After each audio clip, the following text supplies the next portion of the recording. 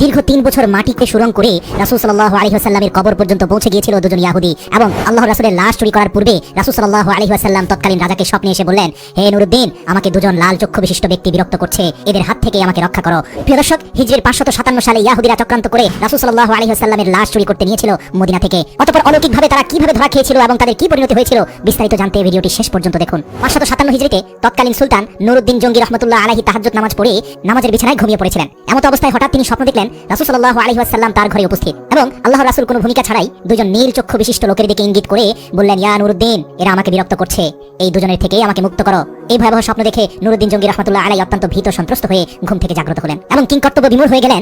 ভাবলেন এটি হয়তো কোনো দুঃস্বপ্ন। তাৎক্ষণিক তার মাথায় বিভিন্ন প্রকার চিন্তা ঘুরপাক খেতে লাগলো। তিনি ভাবলেন, আল্লাহর রাসূল সাল্লাল্লাহু আলাইহি ওয়াসাল্লাম তো এখন কবরের জীবনে, তার সাথে অভিশপ্ত ইয়াহুদীরা এমন কি ষড়যন্ত্র করতে পারে? অতঃপর একই স্বপ্ন তিনি বেশ কয়েকবার দেখলেন। কাল বিলম্ব না করে 16,000 অশ্বারোহী সৈন্য নিয়ে তিনি মদিনার দিকে রওনা দিলেন। সেই দুজন ভয়ঙ্কর নীলচক্ষু বিশিষ্ট ব্যক্তিকে মদিনার অলিতে গলিতে খুঁজতে লাগলেন, কিন্তু তার সৈন্য বাহিনী দীর্ঘ 2 সপ্তাহ ধরে খোঁজার পরেও মদিনাতে সেই দুজন ব্যক্তিকে খুঁজে পেল না, যাদের ব্যাপারে আল্লাহর রাসূল সতর্ক করেছেন। এরপর 17তম দিনে তিনি মদিনার চারপাশ সৈন্য বাহিনী দ্বারা ঘেরাও করে ফেললেন এবং আদেশ জারি করে দিলেন, যারা মদিনার বাইরে আছে তারা ভিতরে আসতে পারবে, কিন্তু মদিনা থেকে কোনো লোক বাইরে যেতে পারবে না।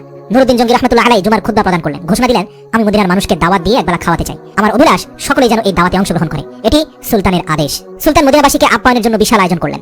নির্ধারিত সময়ে খাওয়া দাওয়া শুরু হলো এবং তৃপ্তি সহকারে মদিনার অলিগলির সকল মানুষ এসে খেলেন, কিন্তু সেই দুজন ব্যক্তিকে খুঁজে পাওয়া গেল না। এরপর তিনি বিশ্বস্ত বেশ কয়েকজনকে জিজ্ঞেস করলেন, আচ্ছা, আর কেউ কি অবশিষ্ট আছে যারা এখনো আমার আতিথেয়তা গ্রহণ করেনি? এই শুনে লক্ষাধিক জনতার মধ্যে এক ব্যক্তি হঠাৎ করে বলে উঠলেন, হুজুর, আমার জানা মতে সম্ভবত 2 জন লোক এখনো বাকি আছে যারা আল্লাহওয়ালা বুজুর্গ মানুষ। লোকটির বক্তব্য শুনে তিনি কাল বিলম্ব না করে কয়েকজন লোক সহকারে ওই 2 জন লোকের আবাসস্থলে পৌঁছে গেলেন এবং নুরুদ্দিন জঙ্গি রাহমাতুল্লাহ আলাইহি ওই 2 জন লোককে দেখে প্রচন্ড চমকে উঠলেন, কারণ এরাই তো সেই 2 জন ব্যক্তি যাদেরকে স্বপ্নে দেখানো হয়েছিল। তিনি জিজ্ঞাসা করলেন, কে তোমরা? কোথা থেকে এসেছো? তোমরা সুলতানের দাওয়াতে কেন শরীক হলে না? লোক দুটো তাদের পরিচয় গোপন করে বলল, আমরা মুসাফির, হজের উদ্দেশ্যে এসেছিলাম, কিন্তু প্রিয় নবী সাল্লাল্লাহু আলাইহি ওয়াসাল্লামের প্রেমে আত্মহারা হয়ে আর ফিরে যেতে মন চাইল না, তাই বাকি জীবন রওজার পাশে কাটিয়ে দেওয়ার নিয়তে এখানে রয়ে গেছে। উপস্থিত জনগণ তাদের পক্ষ হয়ে বলল, হুজুর, এরা খুবই আল্লাহওয়ালা মানুষ, সারাদিন ইবাদত বন্দেগী করে। এরপর সুলতান কারো কথায় কান না দিয়ে তাদেরকে সেখানে আটকে রাখার নির্দেশ দিলেন। অতঃপর স্বয়ং তাদের থাকার জায়গায় গিয়ে খুব ভালো করে অনুসন্ধান চালালেন, কিন্তু সেই স্বপ্নের সাথে সম্পর্কিত কোনো কিছু সেখানে পাওয়া গেল না। এখন রহস্য উদ্ঘাটন করতে না পারায় তিনি সীমাহীন চিন্তিত হয়ে পড়লেন। এক পর্যায়ে নুরুদ্দিন জঙ্গি রাহমাতুল্লাহ আলাইহি সেই ঘরের ভিতরে তার সঙ্গীদের বললেন, আচ্ছা, তাদের নামাজের মুসল্লাটি একটু উঠাও তো।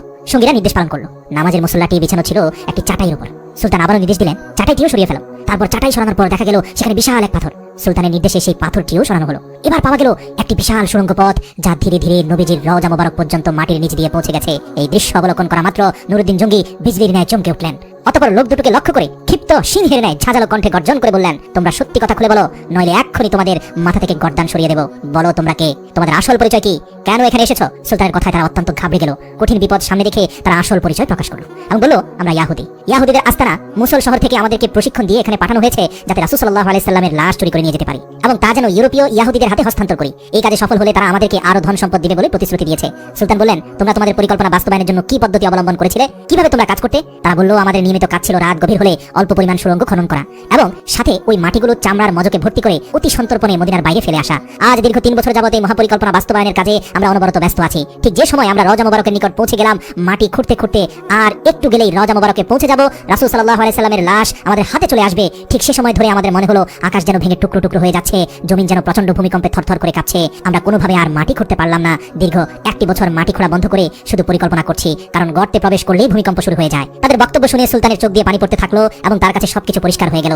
তিনি সেই 2 ইয়াহুদীকে নজিরবিহীন শাস্তির ব্যবস্থা করলেন। একটি বিশাল ময়দানে 20 হাত উঁচু একটি কাঠের মঞ্চ তৈরি করলেন। নির্ধারিত সময়ে লক্ষ লক্ষ লোক উক্ত মাঠে সমাবেত হলো। সুলতান নুরুদ্দিন জঙ্গি রাহমাতুল্লাহ আলাইহি অপরাধী লোক দুটোকে লোহার শিকল দ্বারা আবদ্ধ করে মঞ্চের উপর বসালেন। তিনি লোকজনদের বিপুল পরিমাণে লাকড়ি সংগ্রহের আদেশ দিলেন। তারপর লক্ষ জনতার সামনে সেই ইয়াহুদী লোক দুটোকে মঞ্চের নিম্নভাগে আগুন লাগিয়ে পুরো ভস্ম করে দিলেন। কোন কোন বর্ণনায় আছে সেই আগুন নাকি দীর্ঘ 11 দিন পর্যন্ত জ্বলছিল। অতঃপর বিপুল পরিমাণ অর্থ ব্যয় করে 1000 মণ সীসা গলিয়ে রাসূল সাল্লাল্লাহু আলাইহি ওয়াসাল্লামের রওজা শরীফের চারপাশে মজবুত প্রাচীর নির্মাণ করে দেন, যেন ভবিষ্যতে আর কোনো ইয়াহুদী চক্রান্ত করে নবীজির লাশ চুরি করার দুঃসাহস না দেখাতে পারে। এরপর তিনি রব্বুল আলামিনের দরবারে শুকরিয়া আদায় করলেন এবং তাকে রব্বুল আলামিন এত বড় খেদমতের জন্য কবুল করায় তিনি সপ্তাহব্যাপী আনন্দ অশ্রু বিসর্জন দিয়ে মুনাজাত এবং